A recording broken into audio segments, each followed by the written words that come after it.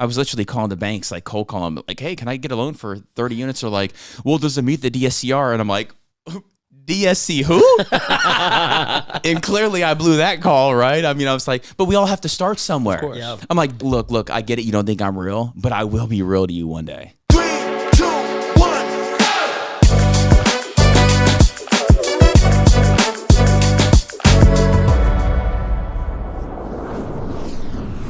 Ryan Tseko. That's good. Today we have an unbelievable story, an unbelievable guest. This is the right-hand man of Grant Cardone, Cardone Capital. These guys are multi-billion-dollar asset managers in the real estate space. Ryan, thank you so much for taking the time to come out here today. How you doing? Of course. Thanks for having me. Of course, our pleasure. It's great. Like when I come to New York City, I literally posted this, like, whose podcast can I go on? I had like 7 or 8.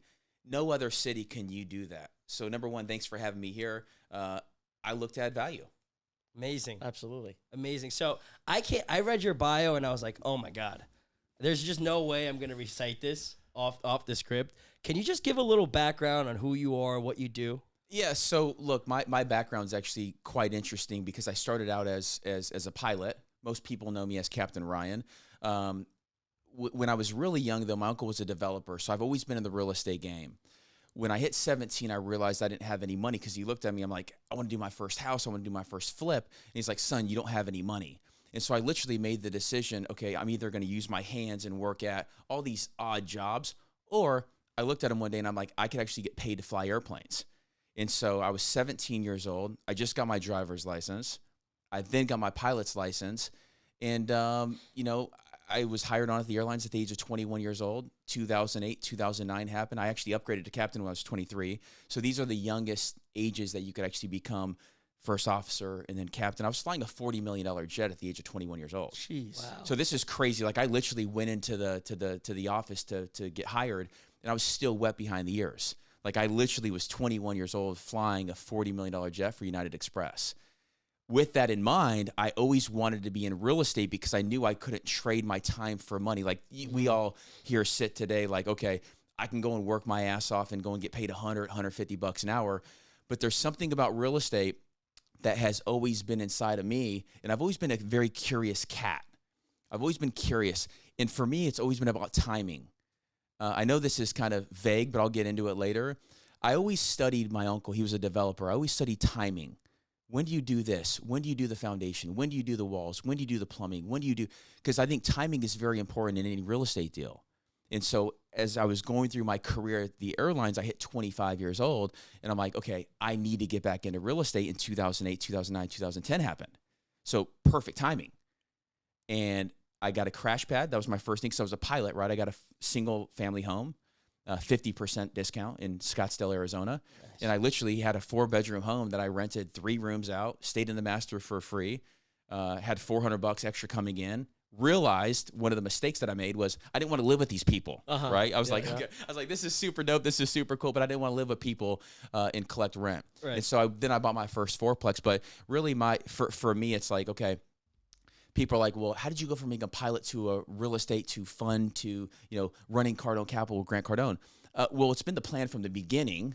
It's just taking, 20 years. I mean, I've got 10,000 hours in flying. I've been flying for almost 40 years old. So I've been flying for 23 years and I've been with Grant for almost 10. And I've been doing real estate since my first single family for 15 years. It's amazing. So I've been doing both. Like that's what people, they get a little confused, but I've been doing both for a very, very long time. And I encourage other people to do that too. You got a job, go and get a piece of real estate. You got a job, go work for somebody else. You got a job, like you can't break away from what's making you money. Mm-hmm. You got to start studying now so that way you could actually buy and control real estate. Absolutely. Dude, you already knew 17 years old. I did. That's incredibly, what was it about 17-year-old Ryan? How the hell did that guy figure it out? Well, so the crazy thing is so in high school I got voted class clown. I definitely didn't get voted the most successful, right? Like people, I was the typical guy. I like fast cars and I rode street bikes and motorcycles when I was growing up. The thing about it was when I found aviation really gave me the outlet where it did a couple things, right? Because my dad always wanted me to do the military. My uncle was an entrepreneur. And so when my parents split, I was 10 years old. My uncle really like grooved me and raised me and got me into this fighting shape where at the age of 17 years old, I was ready to go because he had a business, a computer business, and he was a developer. And so I started learning all these different traits of like, man, that is what I want to do. I've always wanted to be an entrepreneur. But I also always knew that I needed some, not the military, but something like that, you know, where it's like it's discipline, it's the showing up every single day, and that's really what the airline did. Because I mean, if you had a showtime at 5:30 in the morning, like you had to be on time, otherwise you got fired. So I literally for 10 years I was, you know, in the airlines. They were very strict, and that has helped me to where I am today. I love that. Yep, I love that. So, by the way, being a commercial airline pilot by 21 years old is absolutely unheard of. I have two of my best friends are pilots, and they worked their tail off. And I think they became airline pilots at like 28, 27. Right. So that's an incredible feat, number one. Yeah, the youngest age is 21, by the way. That they'll even accept. That's the youngest age that they'll accept. Youngest age. Wow. Because that's the youngest age you can get your ATP, which is airline transport pilot.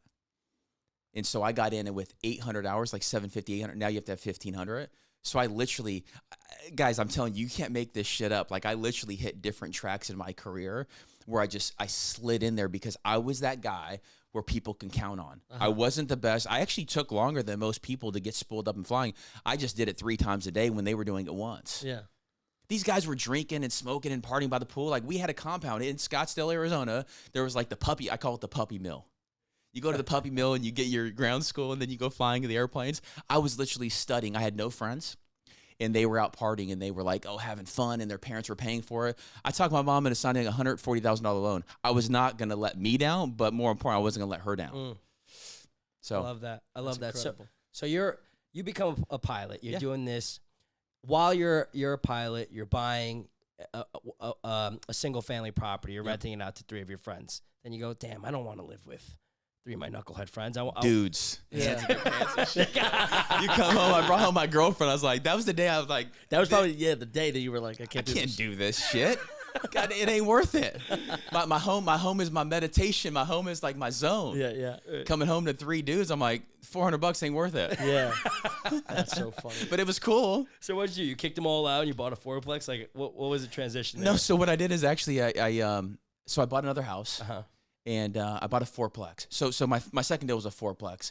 And it's crazy, the numbers. Like I was buying deals at $150, $175 for 4 units in Scottsdale and Mesa in 2009, which is like $40, $50 grand a unit. Now, keep in mind, the rents were $500. And so I was cash flowing $500, $600 per month. But I bought a four-plex. And the crazy thing was when I first bought my first four-plex, I thought that I had to overdo it. Because people that were living there, I was like, oh, man, this is nice, but it could be nicer. And so what I did is I kicked everybody out, and I redid the entire 4 units, and I bumped the rents by like $50. And I thought that was a huge deal. I was like, man, this is a home run. And it was cash flowing $500-$600. And so I was like, okay, this is cool, but how do I do it again? Right. And so I literally started walking the blocks of Mesa, Arizona, and I found a 3-plex 1 block away. And then I talked the guy next door to my four-plex because there was a bunch of, and this is the crazy thing, like when I grew up in Scottsdale and Fountain Hills in Arizona, I didn't even know there was such a thing as like 4 units and 6 units and 8 units. I was like, what the hell is this? Like I felt like I hit the jackpot when somebody told me I can go and buy 4 units. I'm like, hold on, I get the same loan. I was trying to get the primary thing, but it didn't work, because I had these other homes.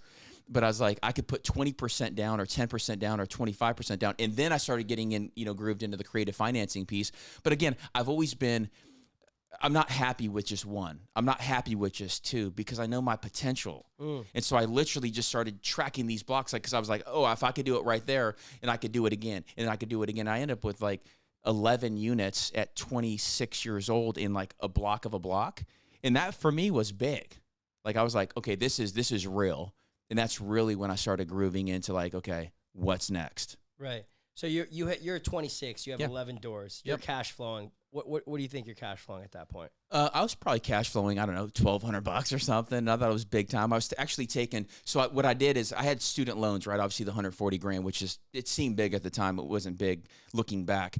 But I took the cash flow. So what I didn't want to do is I had all these liabilities. I had the BMW, the Ford Lightning, the street bikes, all that shit, right? And I looked at my insurance bill. I was like, okay, this doesn't make financial sense. And I started reading, the Rich Dad Poor Dads and, the Kenny McElroys, like all these guys, like social media and mentorship wasn't as big when I was 26 years old. That's 15 years ago. Social media was actually just starting to groove in. And so I had to figure out, okay, real estate's the thing, and I'll figure out all these other benefits later. But I had $1,200 coming in, but I never took my principal out of my liabilities because I had a car that was paid off, right? I took that and I put it down on a three-plex, so that way the $500 went back to go pay my student loans. And so I literally just started grooving all this stuff in where I was buying 4 units and 3 units. So I ended up at the age of 30 years old, I had 21 units. Wow. I had 21 units, and I said, okay, this is enough.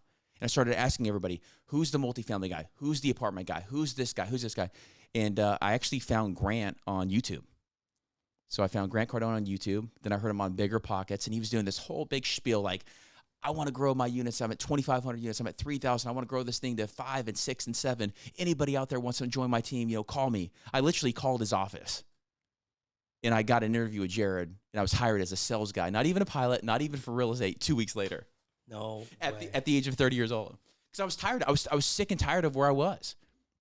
Everybody was saying, you're doing so damn great. You're doing so good. You're like fantastic. And I was like, guys, this isn't even like I feel like I'm so underperforming right now because of the people I'm hanging out with. Mm-hmm. Well, part of you probably too thought, looking back, right, when you had no doors, right, when you bought your first single family, you're like, listen, this is what I could do. I got from here to there. Now what's next? Totally. Like, it's amazing. And nobody around me knew how to stack 150 units. Uh-huh. I was literally calling the banks, like cold calling them, like, hey, can I get a loan for 30 units? Or like, well, does it meet the DSCR? And I'm like, DSC who? And clearly I blew that call, right? I mean, I was like, but we all have to start somewhere. Of course. Yeah. I'm like, DSCR, what does that mean? And he's like, he had this hesitation, right? I'm like, look, I get it. You don't think I'm real, but I will be real to you one day. And so I hung up the phone and I got this, it was like a CD that had all the definitions and all the words and all the stuff that you need, right? That we teach today. Because people aren't born with this stuff. What debt service coverage ratio, 125. Oh, it's so simple when you know what it is. But if you don't know what it is, then it's like, is that Greek? Yeah, speaking another language. Like, okay, NOI 1.25, Right. But you have to really, understand these terms and what the lenders want and what the sales brokers want. Because it's hard as hell, even right now, even more, it's hard as hell to get deals. Oh, it's virtually impossible. Dude, I gotta ask. I want to come back to the story, but just to derail here. You're 30 years old, right? Everyone's looking at you and saying, this guy Ryan, he's a pilot. He became a commercial pilot earlier than pretty much like virtually anyone in history. Career. Right? And you got 20-something doors, your cash flow, you're killing it. Yep. You're a stud. You probably got an 8-pack going on, right? 12, baby, 12, baby, 12. I couldn't even count. It was so deep. I was like, God damn, I got 18 days off. I'm working on my real estate. I was doing pull-ups on my four-plexes. You're a freaking weapon. You're probably pulling the baddest girl. Your girlfriend's probably a 10 out of 10, right? And at 30 years old, you're like, I'm just not satisfied with where I am. Yep. So you're calling up Grant Cardone, not even getting a job into the real estate side. That's right. Their sales side. Yep. You take the job. Now you're like, all right, I got a chance to grow. Yep. Let's fast forward to right now. Yeah. Ryan, today, do you feel satisfied with where you are right now, or do you got a mountain to climb? I got a mountain to climb. I've got many mountains to climb. Love it. Many. Like I feel like we're just getting started. I love that. Honestly, I do. Like there's without any hesitation, because the rules and the regulations and the people that I'm around right now, look, it's great to make money and on like when you're coming up, you have to make money to do the things you want to do, but the end result is helping people. And if you have a big enough like if you have a big enough thinker, I've always thought, I've actually always thought big. Like I've actually switched this, because I always used to say I've always thought really small. But I realized that that's actually thinking small. I've actually thought really big for my being at the time. But I know as I continue to grow into this current being that I'm going to go into the next level. Mm-hmm. Like these mountains are actually like I was telling you guys, we did Barry's boot camp and I did the cold plunge and I did, 2 laps around Central Park. Like that shit really isn't that much fun. Mm-hmm. Like it's 46 degrees water. Like okay, would you rather be in a hot tub or 46 degrees? Like, it freezes at 32. You know, like I do with things that aren't fun because it makes other things fun. And, you know, 100%. like Goggins and all these guys, like, there's something to be said about living in this pain. You know, so I've been with Grant for 9 years. My girlfriend, we were out at dinner the other night, and he's like, do you think I'm hard on Ryan? And she had a little bit of hesitation because Grant has always looked at me as like a blade, right? I'm stealing. He's like, wham, wham, wham. You guys got to keep in mind, I was his lead captain and then also helping in the real estate department 6 months after I started with him. So once he gave me the first chance and the first opportunity, I took it. I was nervous as hell. I was like, if I could last a week, I could last a month. If I could last a month, I could last 2. Because he's intense, right? Oh yeah, In a very good way. Of course. Because he's constructive, like he's building big buildings and his team around him. And so like I just literally like if I could last in this, which I knew I could, then it's just going to end up being something phenomenal. And that's what we all need. We all need this, like we all need this place in our life where we're surrounded by somebody, a coach. You know, I think that's why a lot of sports guys work so well too, and they're so successful in that. Is because they always have the coach. You know, I was done doing it by myself. I was like, this thing is cool, 21 units. I'm like a manager, and I learned, like you were mentioning before, like, hey, what are some of the mistakes? I made all the mistakes. I was buying too small. I was thinking too small, and I had to think bigger. So I wanted to go down and hang out with the big thinkers. Right. Okay. So let's go back to Lots to unpack. I know. Dude, I'm trying to get it out. It's I appreciate, because like, dude, like looking at like from me sitting here across the table from you, I'm like, this guy Ryan is an absolute monster. Absolutely. Right. And hearing you go, nah, dude, it's just the beginning. We're just getting started. I love the pain. right. Bring that shit on. Right. Next, baby. You know. Playing, baby. Come on, put in the plane. Get in the plane. Fucking 30 more seconds. Dude, Put one more ice bag. Okay. You're a sick pup, and I love it, man. It's being around people like that get you jacked up, right? Yeah. This Thursday, I was relatively low energy, and I hung out with my good friends. Yep. Absolute savages. They all want to be billionaires. I'm like, just being around that energy makes you want to win so much, but it's contagious. So I appreciate you bringing this energy to Deals and Dollars right now. Yeah. Keep it going. So you're But it really does, though, like to that point, like I always say, if you want to become a pilot, right? Because that's where I started. Everything's in gradients. If you want to become a pilot, just hang out with pilots. I promise you will become a pilot because you're going to do what they're doing. You know, like I hung out with the best pilots because I wanted to be the best. When you want to become a real estate person, I always tell people, why would you start fix and flips by yourself? Just go work for somebody, and they'll teach you the whole game. And if it's big enough, you could actually partner and create something massive, because we all know when you start stacking these horses, right, you can pull a much bigger sled than some game by yourself. Like we were literally just riding today, and I looked over to my girlfriend. I was like, man, life is so much better with other people. Like we come up here by ourselves. It's like, it's cool. It's fun. It's awesome.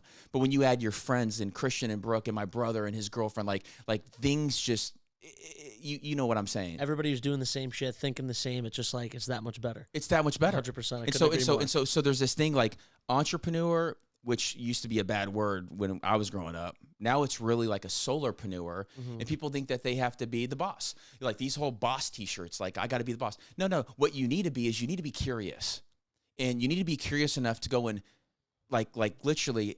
And I heard somebody say this: you don't want to go and add value to somebody's team by like, oh, can I wash your shoes? Can I beg your feet? You want to go and say, hey, what do you need help with? Let me take this off your plate. And I'm each and every day, I'm going to learn a piece that you're thinking with, and I'm going to continue to stack so we can grow and scale. You can't grow and scale anything by yourself. That's a good point. So you get added to the sales team, which, by the way, is the nastiest sales organization I signed up for a freaking Instagram ad. Dude, we doing you a service. Dog. Christian, I signed up for an Instagram ad. I was like, oh, free online training courses. Let me sign up. So I sign up. It's a 6 p.m. Meeting with one of Chris Dietz or something. Oh yeah. Chris Dietz. Chris Dietz. Yeah.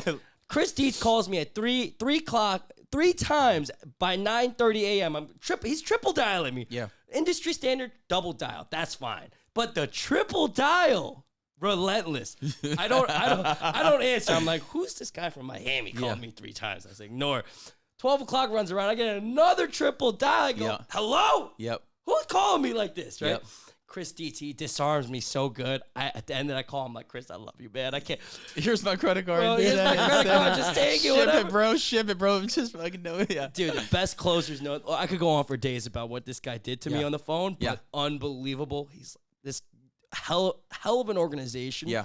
The way that you could just take like good salesmen, turn them into freaking Chris's. Yep. Out of control. Anyway, so you're in the sales team. Well, and to that point though, because I was flying, right? I was flying for Grant, and he said, "Hey, if I'm going to give you this contract, and you're going to, commit to being on my team on our days off, because as a pilot, you don't, you'll fly half the month, or you'll fly a trip and you'll come back, and what tends to happen is you'll go and do your own thing." He's like, "Will you work with me in the business?" I said, "Grant, that's why I'm here. Like, I want to learn. Like, you put me anywhere in your organization, you put me anywhere, coach, I'm going to do it." Wow. And so he's like, go into sales, go into this, go to the properties. Like, I literally, guys, I started from zero. I took the 4 bars that I worked my ass off. I worked for the FAA, the 4 bars. I had check airman. I had all these titles in the airline. I was there for 10 years, and I worked every day. And I gave it all back. And I said, you know what? I'll go in sweep floors. I will go and meet the managers. I will go and just teach me and help me get better. And it wasn't like a teaching like, Ryan, let's do a lesson today. It was more like, Ryan, I'm going to put you in this position, and I want you to find solutions. And so that's what I do. That should be on my resume. I love that. Solutions. No problems, only solutions, I love baby. that. Dude, that's one of my core values. Yeah. That's No, what It's we important. always talk about this all the time. It's important. So, dude, you get he puts you into the fire basically. Yeah. Figure it the fuck out, Yeah, Ryan. I sucked. Go here. What you've been doing it you've been on the real estate side for about over a decade now. So tell me how you went from sweeping floors, doing whatever you basically anything at all, to running the show at this point. Like, what was that journey? What's that journey look like? Well, look, and when I got hired on as his lead captain, right, I was running the aviation piece, running everything. And that's really like a business, right? Because you have to budget, and you have to, you got staffing, you've got travel. I mean, there's a lot that goes into aviation. The other piece where, and again, I just wanted to be, I wanted to be full with Grant. Like, hey, I'm not above, I'm not below. I want to get out of non-existence with everybody. And so I want to understand Grant. And I think it's important when you go and work with somebody who you're going to grow and scale with, and you want a partner, that you understand exactly what he's thinking, right? And so he was a big car sales guy, and he became a really big corporate sales trainer, meaning where he has staff in Cardone University. And so I literally, and this is another funny thing, like Cardone University, right? Guys were doing it once, like Chris Dietz, like they'll go in there and do it, right? And some guys will fall off. I did it 3 times in like a month. I'm like, just give it this information to me as quick as possible. Let me get it done. Let me retain it, and then let me move on. Because that's been my whole life, right? You have to understand, as a pilot, you get really good at training, really good. And I think that's what is missing in a lot of this younger group coming up, is like they don't want to train. Like, you have to train in order to get good. To get 10,000 hours, you got to fly 10,000 hours. To get really good at purchase and sales agreements and due diligence, like everything that you have, like you have to do a lot of them, to ask a lot of questions to really, really smart people. And so that's just what I've done. My first, though, like to get me into the real estate piece with Grant was, we were over Christmas dinner, and he came back and he was pissed. And he's like, I've got 340 units in Daphne, Alabama, and there's 40 units that need to be leased. And I said, well, can I help?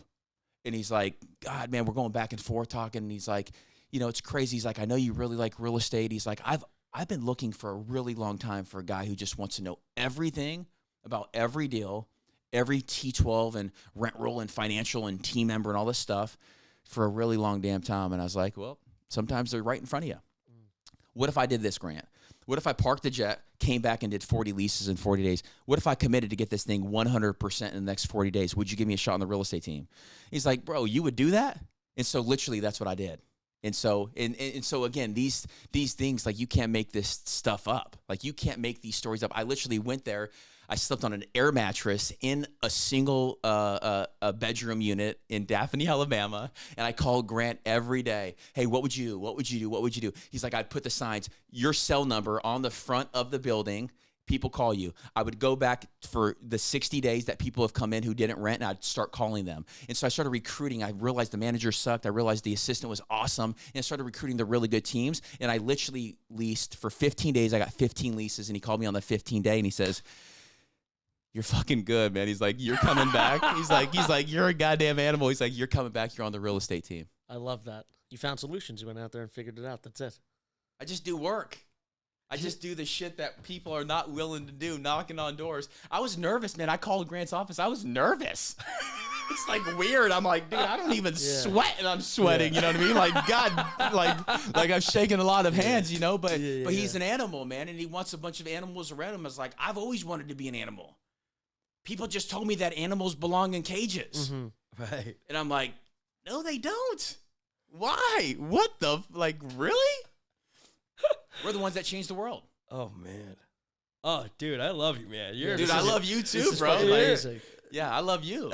Because the energy, and I was telling you, like, I do a lot of podcasts on, like, Zooms. It's completely different. 100% different. Like, the eye contact and the energy and just it's fun. Oh yeah.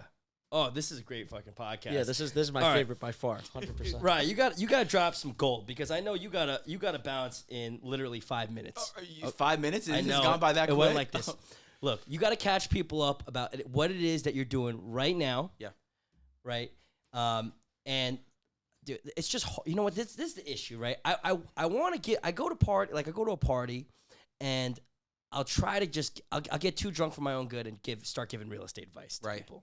Regular people, and they don't listen anyway, right? They're like, "Oh yeah, but my uncle said this." Yeah.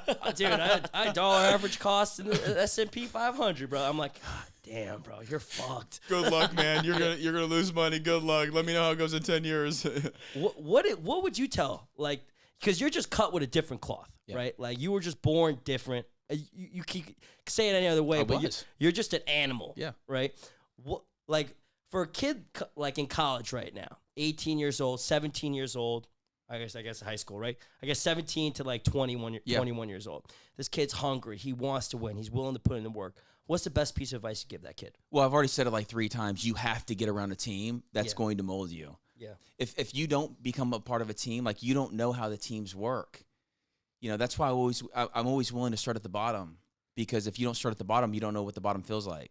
It's important to know what the bottom feels like. Yes. In my personal opinion, my brother and his girlfriend were saying today, like, we were actually walking down the street, and they're like, you know, I think what makes all of us is that we're gritty. You know, I come from Chino, California. It wasn't how it was back then the way it is now. And I think that if I had the option, and this is probably going to throw a lot of people off, right? Like, because I am who I am because of where I came from.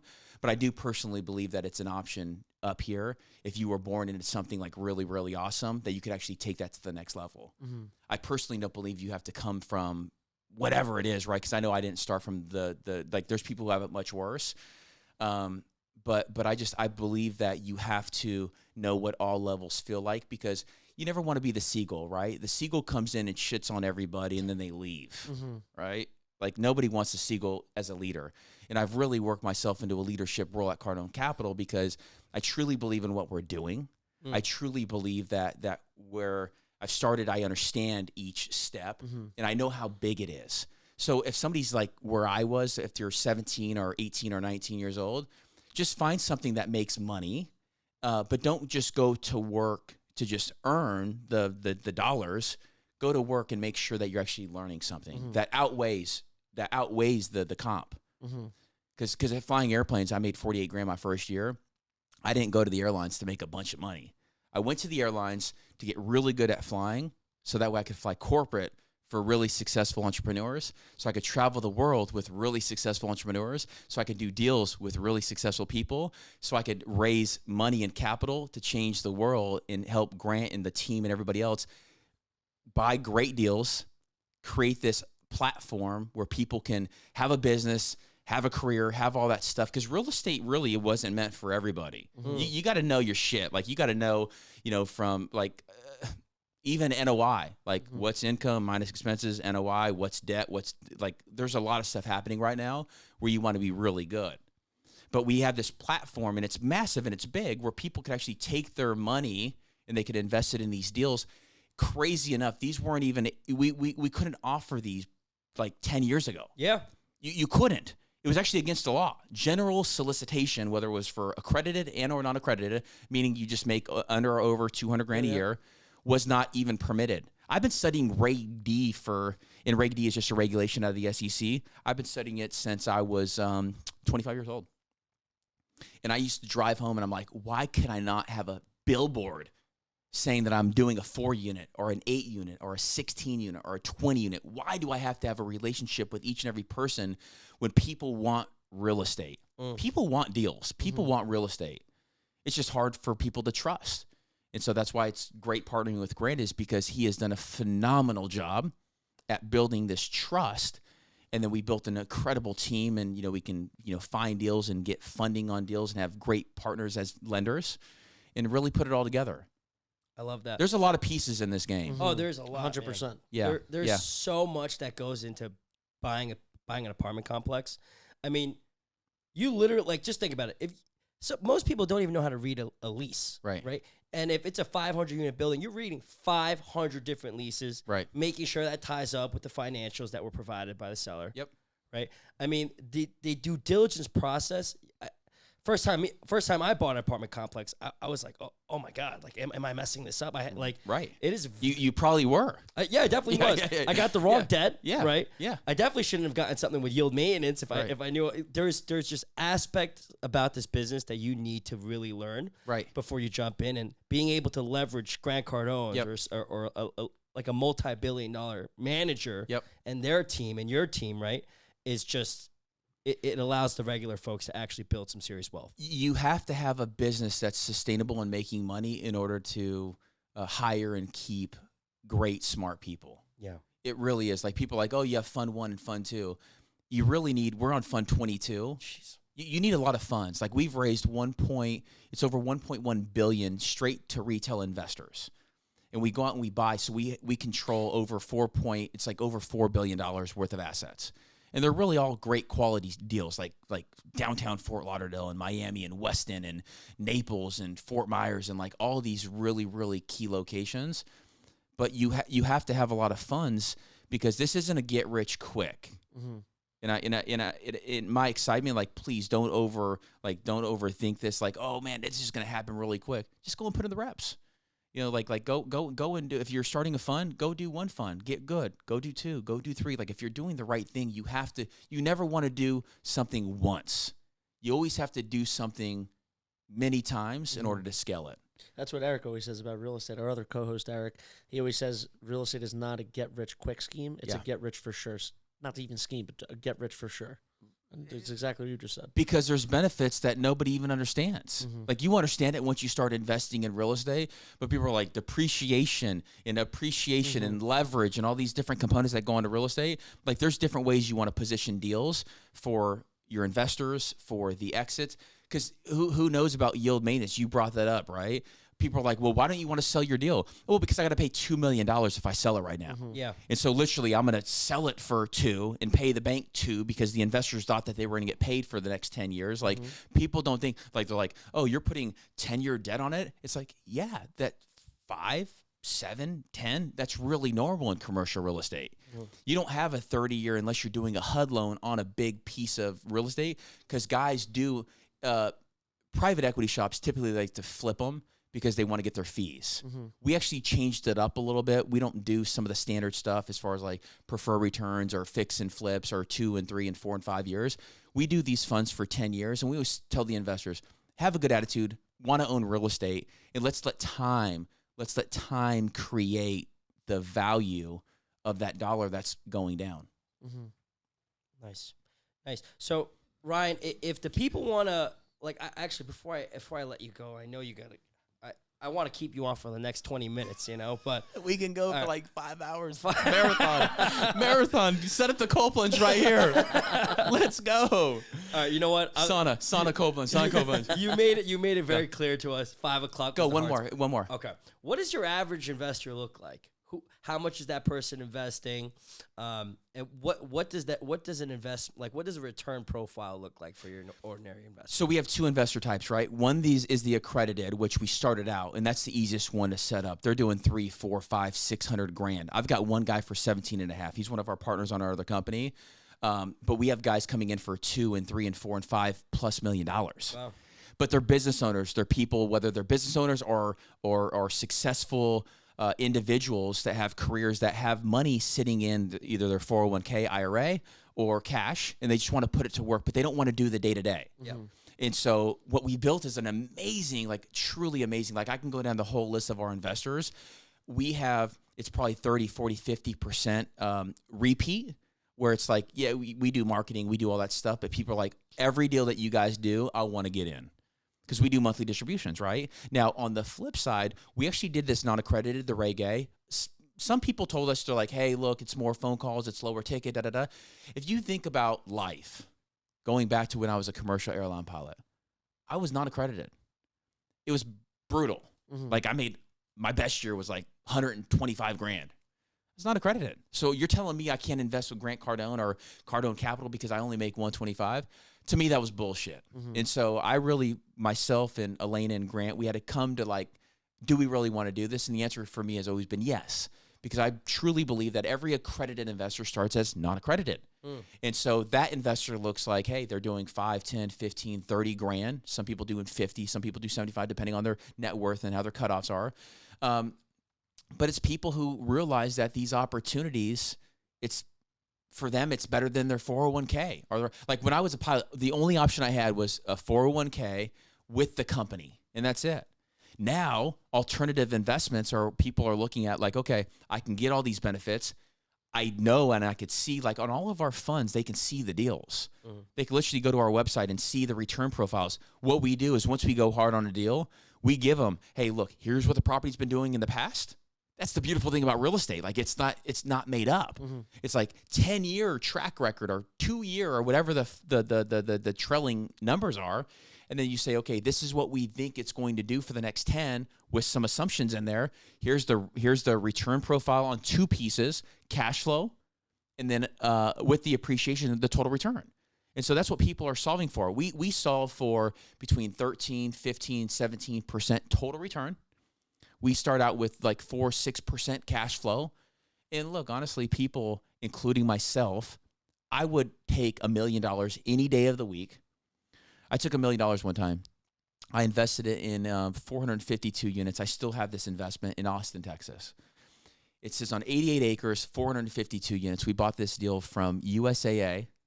And, oh, God, what's the name of the group? I've got so many institutional names in my head. But it's a group out of Houston, but USA was the partner with them, right? We bought this deal for $100 million.